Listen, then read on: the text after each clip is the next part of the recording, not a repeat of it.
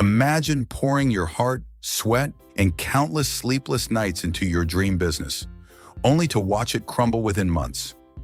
Why does this happen to so many hardworking entrepreneurs? Nearly half of all small businesses close within their first year, and only a fraction survive by year 5. This isn't due to laziness or lack of ambition. It's something deeper, something almost invisible. Now picture this. You've leaped.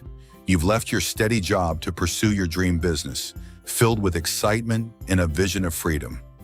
You imagine waking up energized daily, doing what you love, and controlling your future. But soon the dream unravels.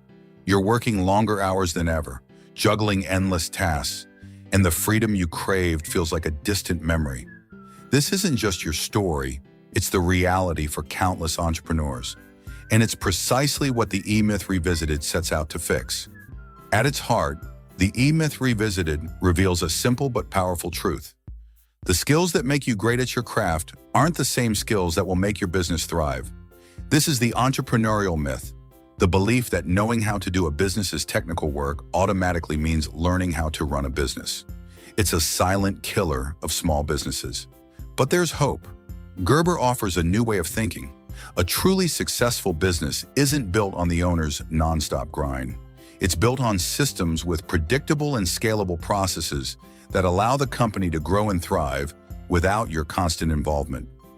In this video, we'll explore how to avoid falling into the trap of the E-Myth and take the first steps toward creating a business that doesn't just survive, but gives you the freedom you've always dreamed of. And if you're passionate about transforming your life through insights like these, don't forget to hit that subscribe button. Together, we'll uncover the secrets to building a business that works for you, not vice versa. The fatal assumption. Most small businesses are born from frustration. You might be an excellent chef, designer, or mechanic. One day you think, why am I working for someone else when I could do this alone? That's the spark. The dream of being your boss feels liberating, so you leap. But here's the problem. Many entrepreneurs fall into what Michael Gerber calls the fatal assumption.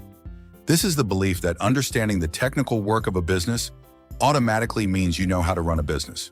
For example, being a talented baker doesn't mean you know how to operate a successful bakery. When you start your business, you're no longer just the technician doing the technical work.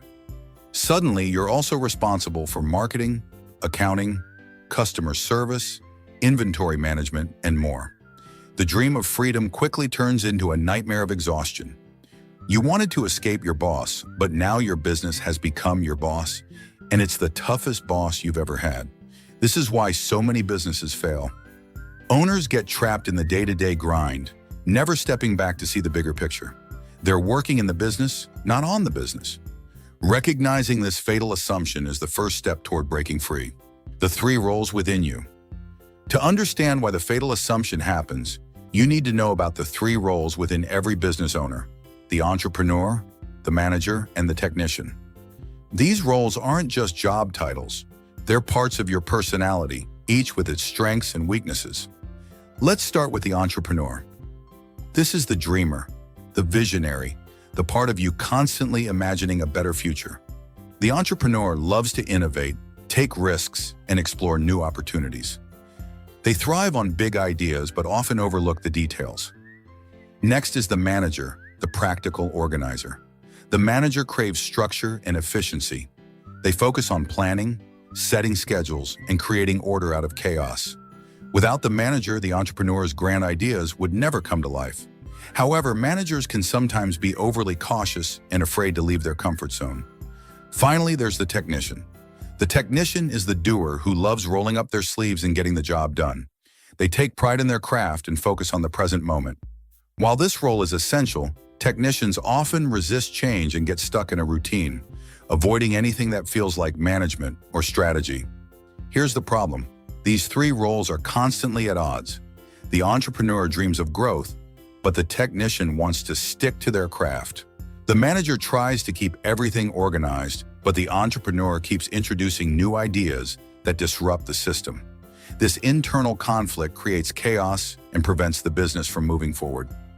Understanding these roles and learning to balance them is crucial to building a successful business. It's not about choosing one role over the others. It's about harmonizing them so they support each other instead of pulling you in different directions. The 3 phases of business growth. Much like a person, every business grows through 3 distinct phases: infancy, adolescence, and maturity. Each phase presents unique challenges, and understanding them is key to avoiding the pitfalls that cause most businesses to fail. Infancy, the technician's phase. When you first start your business, you're in the infancy stage, where the technician within you takes over. You're doing everything yourself: sales, operations, product delivery, and bookkeeping. At first, it's exhilarating. You're finally in control. Every small success feels like a personal victory. But soon, the workload becomes overwhelming. You're juggling too many tasks, working 12 to 14 hours daily, and still falling behind. This is where many business owners burn out. Infancy ends in 2 ways. Either you quit or realize the business can't grow unless you let go of some control. Adolescence, the manager's phase. If you push past infancy, you enter adolescence, the phase in which you seek help. You might hire your first employee to handle tasks you dislike, like accounting. Suddenly, you have more time to focus on your passion, which feels like a breakthrough. But here's the danger. Your employees will start doing things their way without clear direction and systems. Your business's consistency will slip, customers will complain, and you will constantly put out fires. You might even feel like you've lost control of your business. Many owners retreat at this point, scaling back to avoid dealing with employees and their unpredictability. Maturity, the entrepreneur's phase. True business maturity happens when the entrepreneur takes the lead. Instead of being consumed by daily tasks, you focus on building systems and processes that allow the business to run smoothly without your constant involvement. Mature businesses don't just survive, they thrive and grow steadily, giving you the freedom you dreamed of. The key takeaway is that you don't have to slog through years of chaos to reach maturity. Adopting the right mindset and strategies early can lay a mature foundation from day one. The franchise prototype model. The franchise prototype model is one of the most powerful tools Gerber introduces for achieving business maturity. You don't need to open a fast food chain to benefit from this concept. It's about creating a business that operates like a franchise, even if it's one of a kind. Take McDonald's, for example. Whether you're in New York, Tokyo, or Paris, the experience is nearly identical. This consistency isn't accidental. McDonald's has meticulously documented every process, from how fries are cooked to how employees greet customers. This standardization is the cornerstone of their success. So how does this apply to your business? Start by shifting your perspective. Instead of viewing your business as a place where work gets done, see it as a product. Your goal is to create a model that can operate efficiently without you. Here's how to begin. Systematize everything. Document step-by-step instructions for every task, from answering phones to delivering products. These instructions should be clear enough for someone with minimal experience to follow and achieve consistent results. Test and refine. Test your systems and refine them over time. For example, experiments can be conducted with different ways to greet customers and track how each approach affects sales. Ensure consistency. Once you've developed a reliable system, standardize it across your business to ensure every customer has the same high-quality experience, no matter who handles the task. The beauty of the franchise prototype model is that it allows your business to scale without losing its essence. Whether you expand to multiple locations or simply want to take a vacation, your business will continue to run smoothly. By embracing this model, you're not just building a business, but creating a machine that delivers consistent value to your customers while allowing you to enjoy the success you've worked so hard for. Actionable steps to build a sustainable business. Now that we've explored the challenges of business growth and the power of the franchise prototype model, let's break down how you can apply these principles to your business. Here are 4 actionable steps to help you create a system-dependent, sustainable business. Step 1. Document every process. Clear documentation is the foundation of a sustainable business. Think about every task in your business, no matter how small. From onboarding new clients to packaging products, every detail matters. Start by writing step-by-step instructions for each process. For example, if you run a bakery, document everything.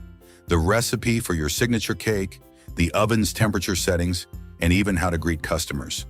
Your goal is to create a comprehensive operations manual that anyone can follow. This ensures consistency, even when you're not there to oversee the work. Step 2. Delegate strategically. Many business owners struggle with delegation because they fear losing control. But the truth is, you can't do everything yourself. Once your processes are documented, start delegating tasks to others. Begin with tasks that drain your time or those you're less passionate about. For instance, if bookkeeping isn't your strength, hire someone who excels. Delegation frees up your time and allows you to focus on what you do best: innovating, networking, or strategizing for growth. Step 3. Test and optimize your systems. No system is perfect from the start, so testing and optimization are crucial. Implement your documented processes and observe how they work in real time. Are there bottlenecks? Are specific steps unclear to employees? For instance, if you've systematized your store's checkout process, you might notice that customers wait too long during peak hours. This signals a need for adjustments, such as adding an extra cashier or streamlining the payment process. Regularly review your systems and refine them based on feedback. Step 4. Create a scalable business model. The ultimate goal is to build a business that can scale without sacrificing quality. Think of your systems as the building blocks of a machine. Once the machine runs smoothly, you can replicate it by opening another location, expanding your product line, or serving more customers. For example, if your bakery thrives, you could expand by offering online orders or catering services. Thanks to your documented and optimized systems, you'll handle the increased demand without chaos. By following these steps, documenting processes, delegating, testing, and scaling, you're setting the stage for a business that doesn't just survive but thrives. The goal isn't to work harder, it's to work smarter. Each system you build brings you closer to financial freedom and a business that works for you, not the other way around. Let's recap. We've explored why so many small businesses fail and how you can avoid the same fate by building a system-driven, scalable business. Success doesn't come from working harder, it comes from working smarter.